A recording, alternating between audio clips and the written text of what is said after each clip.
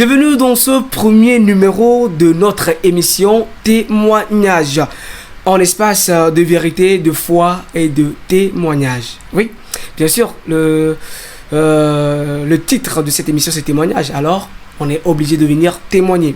La Bible nous dit dans le livre de Marc 5, verset 19 que « Va dans la maison vers les tiens et raconte-leur tout ce que le Seigneur a fait. » Évidemment, aujourd'hui, nous avons choisi d'obéir à cet appel qui est de témoigner. Parce que derrière chaque témoignage, il y a une vie touchée. Derrière chaque témoignage, il y a une histoire restaurée, une vie restaurée et en Dieu toujours à l'œuvre. Mais, vous savez, on ne peut pas commencer quelque chose sans dire merci à Dieu, sans l'éviter. Alors, baisse la tête là où tu es pour qu'on puisse dire bonsoir à Dieu parce que l'émission est tournée le soir. Alors, baisse la tête. Seigneur Jésus, nous te disons merci. Merci pour ce premier numéro de notre émission consacrée au témoignage. Toi qui as débuté, nous croyons que tu le termineras parce que c'est notre partage.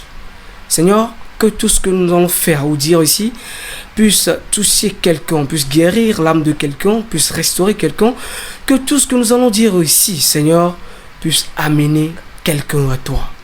Merci Seigneur parce que nous croyons que l'émission s'est bien déroulée en ton précieux nom. Au nom puissant de Jésus-Christ, nous avons prié. Amen. Installe-toi confortablement et ouvre ton cœur parce que à travers cette émission, le Seigneur va te toucher. Le Seigneur va faire de grandes choses pour toi. À l'entame de cette émission, nous avons bien dit que c'est une émission consacrée au témoignage. Et aujourd'hui, j'ai un invité tellement spécial. Je dis bien spécial parce que lorsque j'ai écouté son histoire m'a touché. Son histoire, certes, je suis déjà en Christ, mais ça m'a amené à avoir une crainte de Dieu. J'ai vu son parcours. Son parcours comment? Elle s'est donnée considérablement à Dieu. Elle a une crainte de Dieu. Et la plus grande des choses, elle-même va le dire, parce qu'elle a des enfants. Pas des enfants qu'elle-même elle a enfantés, mais des enfants de Dieu. Allez, nous allons donner la possibilité à celle-là qui est avec nous de pouvoir se présenter. Bonsoir pasteur, cela nous fera plaisir de vous présenter à notre auditoire. Shalom, shalom peuple de Dieu. Je vous salue tous dans le nom précieux de notre Seigneur Jésus-Christ. Le Seigneur nous a fait aussi la grâce d'être ici. Je dis que c'est sa pure grâce. Amen. Amen. Vous n'avez pas encore fini la présentation. Oui. Bon, je me présente. Je suis la servante de l'Éternel. Je suis votre sœur Émilie. J'aime quand on m'appelle par mon prénom. Je suis la sœur Émilie, la servante de l'Éternel. Je sers aussi dans le ministère des Laos, montagne de la Victoire, à Agoué, Télissou. C'est ce que je peux dire pour le moment. Eh bien, moi, j'aime déjà montagne de la Victoire parce que tant que nous sommes enfants de Dieu, nous sommes victorieux dans le sang précieux de l'agneau. Parce que le sang est coulé afin que nous puissions avoir la victoire. Parce que Christ a déjà eu la victoire. Alors, maman, vous me permettez de vous appeler comme ça? Oui. Ok. Aujourd'hui, nous parlons de témoignage. Pourquoi est-il important, selon vous, de raconter ce que Dieu a fait dans la vie de quelqu'un ou bien dans votre vie? Les témoignages, c'est pour rendre gloire à Dieu. Okay. Les témoignages, c'est pour dire à Dieu merci et montrer comment il est grand. Les témoignages amènent les gens aussi à se convertir.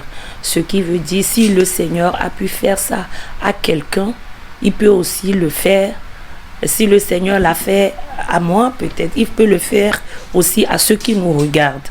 Donc, moi, je me suis convertie par le témoignage de quelqu'un. Donc, je crois vraiment que c'est bien de témoigner la grandeur de Dieu, ce que Dieu a fait pour nous. Je dis toujours que ce que Dieu a fait, nous ne devons pas le garder. Donc la Bible est remplie de témoignages. La Bible, c'est un témoignage vivant. Donc nous-mêmes, nous sommes la Bible. Donc ce que Dieu fait avec nous, c'est que nous pouvons aussi présenter cela et les gens vont lire ça. C'est la Bible. Au travers de nous, les gens vont lire la Bible que le Seigneur a écrit au travers de nous. Donc les témoignages, c'est pour rendre gloire à Dieu. Alors, super. Les témoignages, c'est pour rendre gloire à Dieu. Alors, comment était votre vie avant votre conversion? C'est un long parcours. C'est un très long parcours. Bon, moi, je peux dire que je me disais chrétienne. Je me suis convertie, moi-même à l'âge de 14 ans, à une église où tout le monde connaît, là où tout le monde peut... Pour une première fois. C'est ça. Donc, c'est là que moi, je me suis baptisée à l'âge de 14 ans. Et j'ai fait tout ce qu'on doit faire pour se dire chrétien, vraiment. Mais avec ma marche avec le Seigneur, je savais qu'il y avait encore plus à chercher de Dieu. Mais cela ne m'empêchait pas de vivre comme les filles de ma génération. Je sortais, je faisais tout, n'importe quoi. Ma vie n'était pas facile. Parce que, bon, j'ai quitté ici un peu tôt et je suis allée en Allemagne. Et c'est là que je peux dire que j'ai fait la grande partie de ma vie. Et là, c'est là même que le goût de la vie a commencé. Le goût de la vie, il y avait tous les désordres que l'on peut dire. Peut-être il y a certaines personnes qui me connaissent aussi. Et moi-même, j'étais dans les trucs de live, les soirées, les trucs de diaspora, les discothèques, j'aimais ça. Et moi, ma vie, c'était dans ça. J'étais à fond. Et je croyais que ça, c'était la vie. Et puis, j'étais chrétienne. Et puis, un chrétien peut vivre cette vie. Et puis, ça ne dérange pas.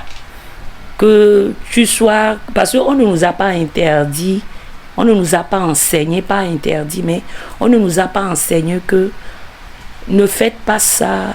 Ou bien ce que la Bible dit. Et puis, nous n'avons pas aussi tellement l'occasion... d'avoir une relation avec la Bible. Donc cela nous permettait aussi de faire ce que nous voulons, précisément moi. Et j'étais dans toutes ces choses-là. Donc c'est ce que je peux dire. Ok. Quel était le combat, les blessures, les réalités ou encore voilà, les réalités cachées de ce que vous avez traversé pendant toute cette époque-là? Pendant toutes ces époques, moi je n'étais pas heureuse. Il y avait quelque chose qui me manquait. Je ne peux pas définir exactement ce qui me manquait, mais il y avait quelque chose que je cherchais plus.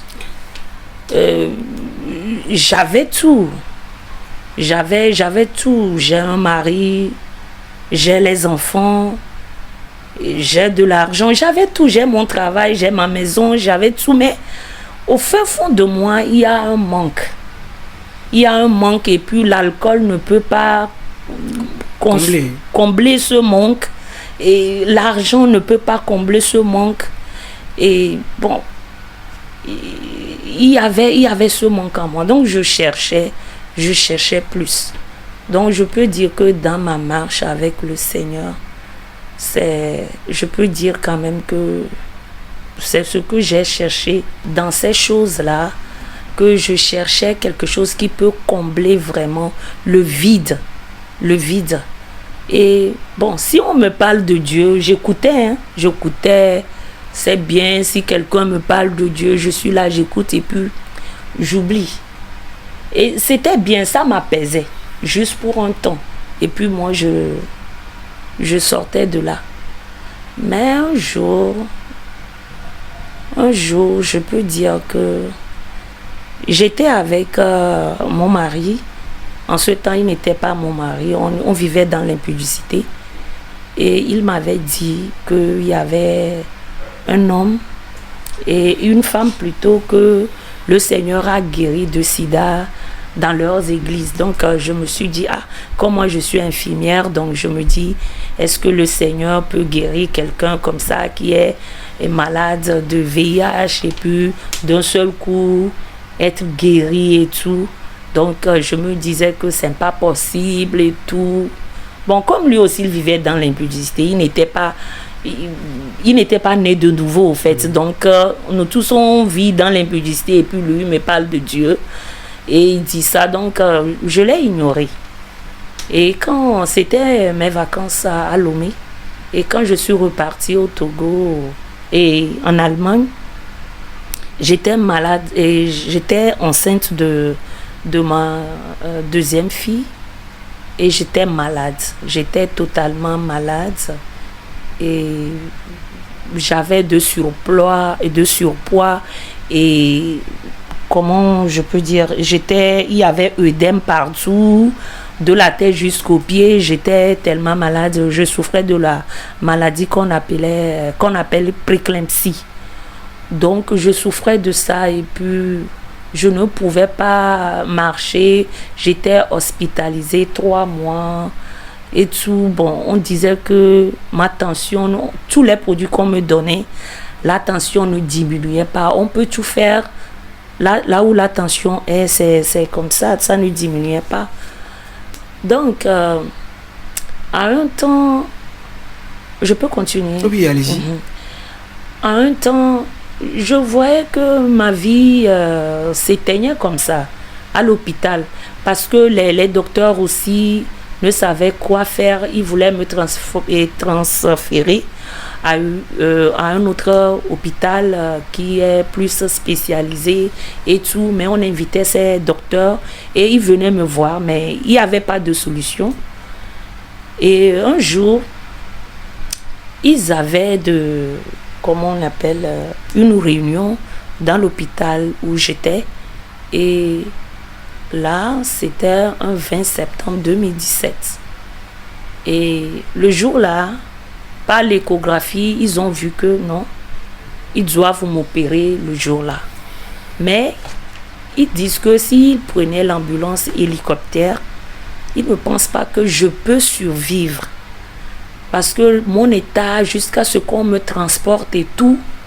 Et comme il y avait cette réunion-là, ce qu'ils ont fait, le jour-là, la réunion ne devait pas être... la réunion ne devait pas se faire dans cet hôpital. Et Dieu a fait grâce. C'est là-bas qu'ils ont décidé enfin que tous les docteurs, presque c'était le nord de l'Allemagne, donc tous les docteurs du nord de l'Allemagne étaient rassemblés le jour-là dans cette clinique. Et je peux dire que ça, c'était la grâce de Dieu.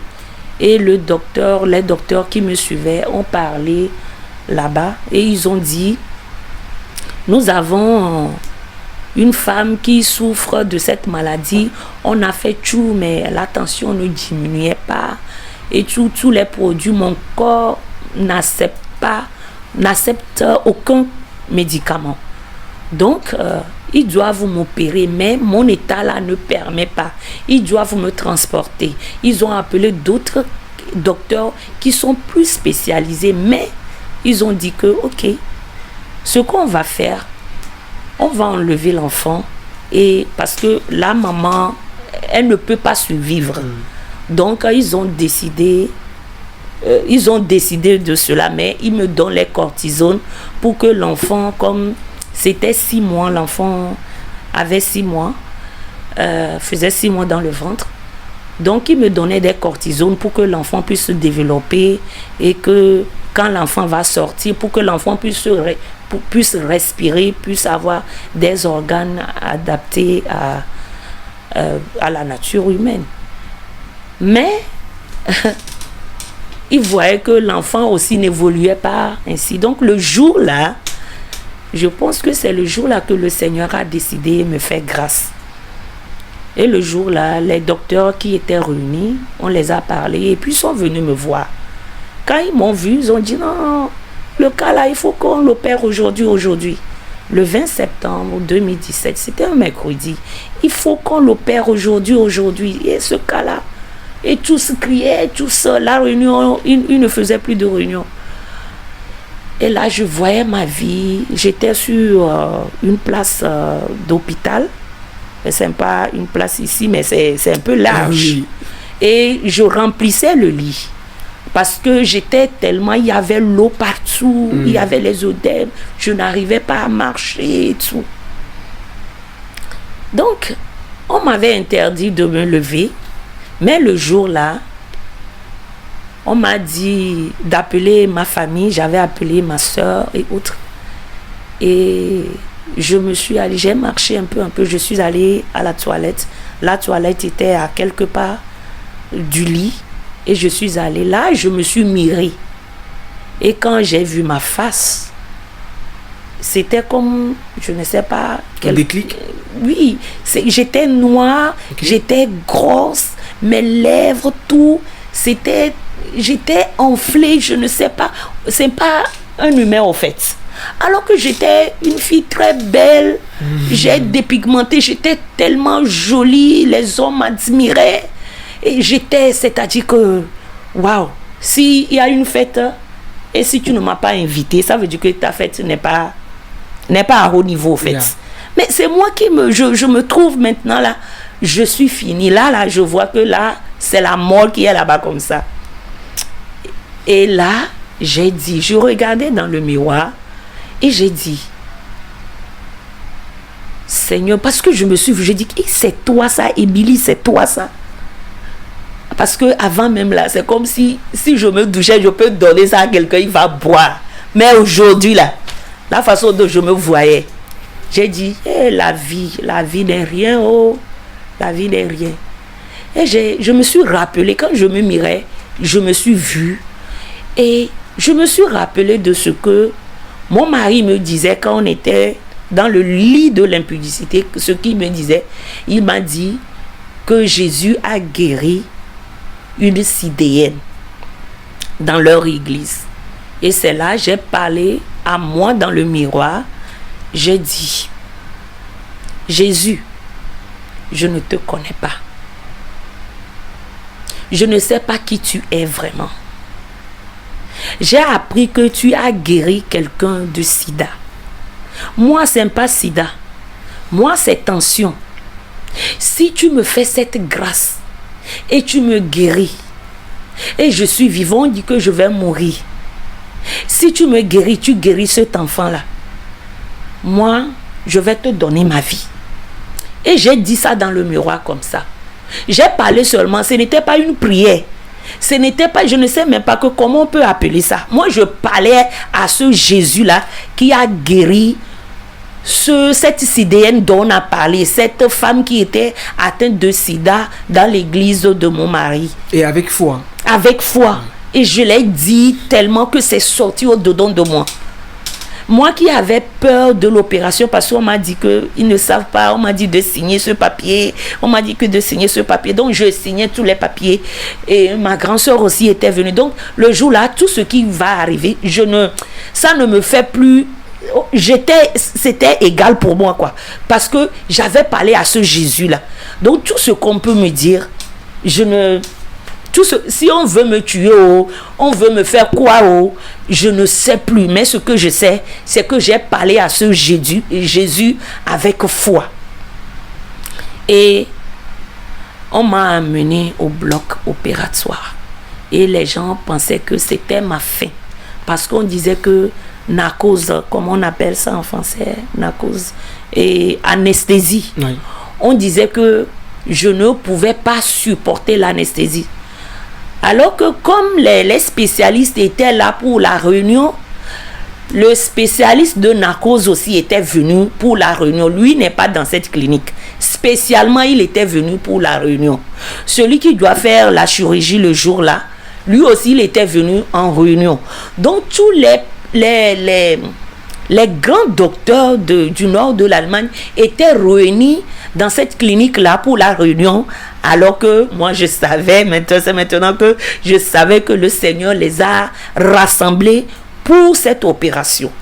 Et c'est là qu'on m'a opéré. Quand on m'a opéré, parce que il disait que je ne peux pas tenir cette opération, mais j'ai tenu à cette opération. L'enfant qu'on a dit que l'enfant là ne peut pas respirer, et l'enfant a besoin de l'oxygène et tout. L'enfant était vraiment petit, ça c'est vrai. Mais l'enfant ne souffrait d'aucune maladie, rien. Elle n'avait même pas besoin d'oxygène. Le Seigneur nous a fait grâce.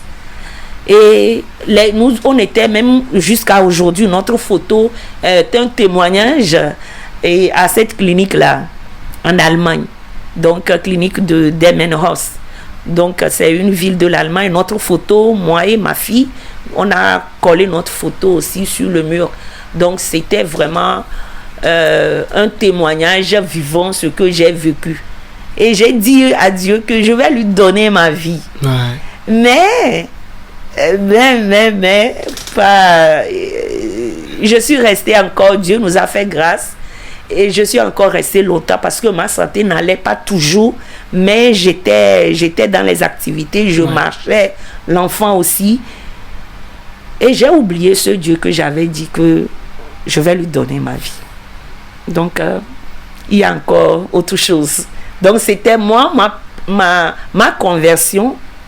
Première partie, c'est comme ça que j'ai parlé à Jésus. Et après tout, il y a aussi d'autres étapes qui ont suivi. Et un jour, j'ai décidé vraiment lui donner sur ma le vie. Seigneur. Alors, avez-vous déjà une sensibilité spirituelle avant votre conversion? Oui, c'est ce que je disais, que j'aimais les choses de Dieu. Je ne comprenais pas réellement c'est quoi Dieu, c'est quoi Jésus, c'est quoi. Je ne croyais pas au fait, les choses qu'on dit que les démons, les sorciers, je ne savais même pas qu'il existe un monde spirituel. Donc, pour moi, Dieu, il a créé le monde et tout. Si nous avons besoin de quelque chose, on lui demande et puis on lui dit au revoir. Donc, c'est cette relation que moi j'avais avec Christ. Oui. Okay. Maintenant, pouvez-vous nous dire quand est-ce que vraiment le déclic a commencé? C'est-à-dire le jour où vous avez vraiment décidé de suivre le Seigneur? Le jour où j'ai vraiment décidé de suivre le Seigneur, c'était là, je peux dire, encore une conversion, ça. Bon, j'étais en Allemagne et un jour, c'est un peu fort, je peux aller. Oui, vous pouvez aller. Le pourquoi nous sommes là. Ok, j'étais là et j'avais eu un rêve. Et dans ce rêve, je voyais une femme qui venait me taper. Et quand je me levais, je voyais ça sur mon corps. C'était spirituel. Wow. Moi, je ne comprenais pas ce que c'est parce que moi, je ne crois en rien. Moi, je crois seulement qu'il y a Dieu. Quand tu as besoin de quelque chose, tu vas, tu lui demandes, il te donne et puis c'est fini. Donc, je ne crois en rien. Tu peux tout me dire, je ne croyais en rien. Donc, j'ai dit, ça c'est quoi ça? Et plusieurs fois, presque une semaine, je vivais ça différemment. Je vivais ça. Je vois que il y a une présence comme une présence humaine qui rentrait dans le mur. Il rentre au travers du mur et puis il vient dans mon lit et puis bon, l'image était l'image d'une femme. Et la femme avait un bâton et elle me fouettait. Elle me tapait. Bon, je ne veux pas aller trop en profondeur ce qui s'est passé, tout parce que ça va trop durer. Mais c'est cette présence-là que je savais qu'il y a quelque chose qui ne va pas. La personne me parlait de moi, la personne, c'était comme une accusation. Il me dit, oui, tu as fait ça, tu as fait ça, tu as fait ça. Et moi, je ne savais même pas ce que je fais. On me fouette et puis je trouve ça sur mon corps. On piétine mon ventre et puis il y a le sang qui est sur le lit. Je dis, mais ça, c'est quoi au fait? Sur mon corps, même jusqu'à aujourd'hui, il y a cette trace-là sur mon corps. Là, je savais qu'il y avait un monde spirituel. Personne ne m'a plus dit. Donc, je savais comment je peux vivre quelque chose. Donc, il y avait la peur aussi. Donc, je allumais partout. Et avec mes enfants, je dormais avec mes enfants. Mais la chose là venait, je ne sais pas. C'est un démon, c'est quoi? Oh, c'est une sorcière, I don't know. Mais ce que je sais que il y a une présence qui rentre dans le mur. Il passe par le mur et puis... Et cette présence-là me bastonnait. Et je voyais ça sur mon corps. C'était physique. Donc, la personne me touche. Des fois, la personne vient, touche ma main seule et touche, et avec sa main, touche mon corps. C'est pas toi que j'appelle. Et quand je me réveille, là-bas, c'est enflé. Et ça fait de douleur intense jusqu'à... Donc, c'est avec ça que je me suis dit qu'il y a quelque chose qui ne me va pas. Et j'avais appelé mon mari ici. Je lui ai dit que, il y a quelqu'un qui veut me tuer. On lui dit, ben, c'est qui? J'ai dit, quelqu'un qui rentre au travers du lit la nuit. Il vient, il me tape. Mais quand je me réveille, je ne le vois pas. Il dit, donc à chaque fois, je l'appelais. Et avec ma grande soeur aussi, j'appelais. Bon, il y avait d'autres aussi qui me parlaient que, il faut que... Et on va trouver un charlatan et tout et tout. Donc, j'étais prêt à faire tout. Si le premier venu qui va m'aider là, c'est ce que je voulais. Parce que je savais qu'il y avait quelque chose qui n'allait pas.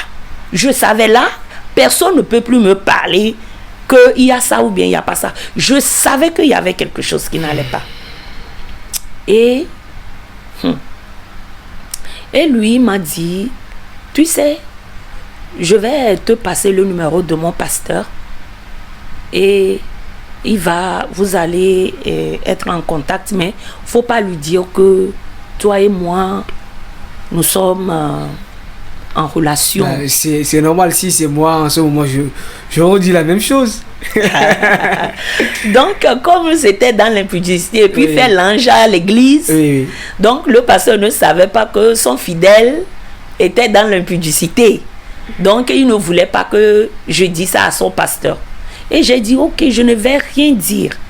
Et je l'ai appelé, j'ai appelé le pasteur et je lui ai dit ce que je sentais, ce que je vivais. Et le pasteur m'a dit, madame, tu as besoin de délivrance. Le mot délivrance seulement, j'ai dit, j'entends ça, c'est ça qui fait tomber les gens dans les églises, ils vomissent et puis ils font.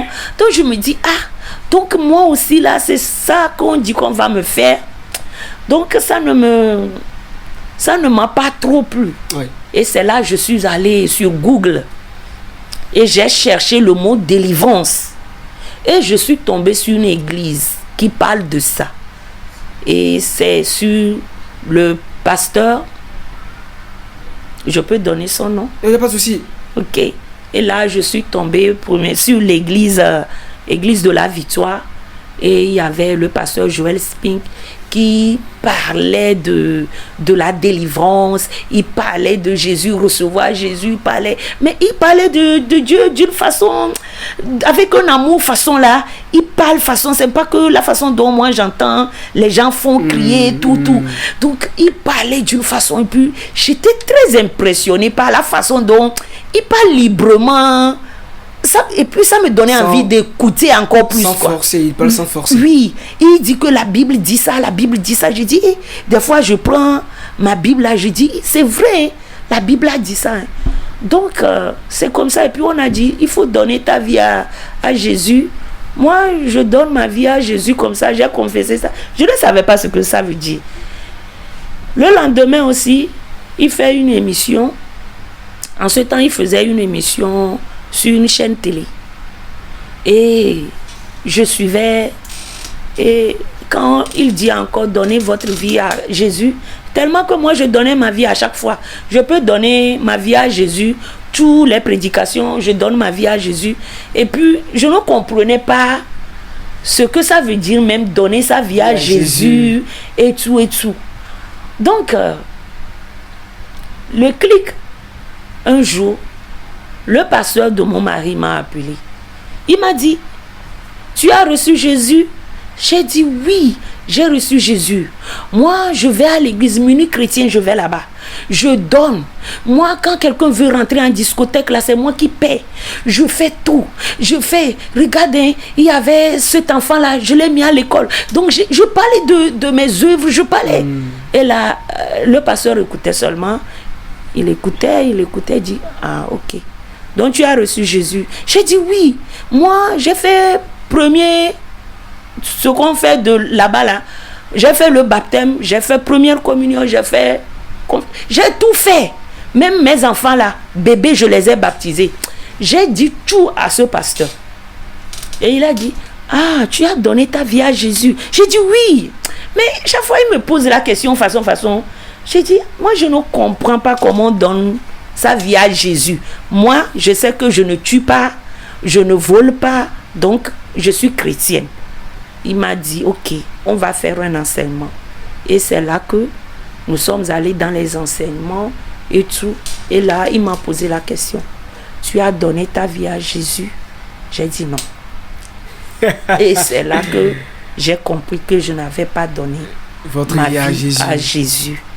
Et là, j'ai confessé, j'ai dit, ah, maintenant là, prends ma vie. Je veux vraiment t'appartenir, Jésus. Je te donne toute ma vie. Ça là, c'était le jour où ça fait clic. Ça, c'était le jour jusqu'à maintenant. Ça là, j'ai compris que je n'étais pas sur la voie. Avec cet enseignement qu'il m'a fait là, c'est fini. Et quand le lendemain, c'était une nuit. Et le lendemain, quand le pasteur Joël a encore commencé son enseignement et il parlait de l'autorité du croyant, waouh, waouh. Je recevais l'autorité de ce croyant. J'ai dit, là, j'ai déclaré, je suis enfant de Dieu. Je suis plus que vainqueur. Là, je confessais. Là, c'était rentré maintenant que, maintenant, je suis enfant de Dieu. Donc, c'est là-bas que je peux dire que le clic là a commencé que, maintenant, je reconnais mon identité en tant que Christ, en tant que chrétienne. Alors, après cette conversion, est-ce que la transformation a été immédiate ou progressive?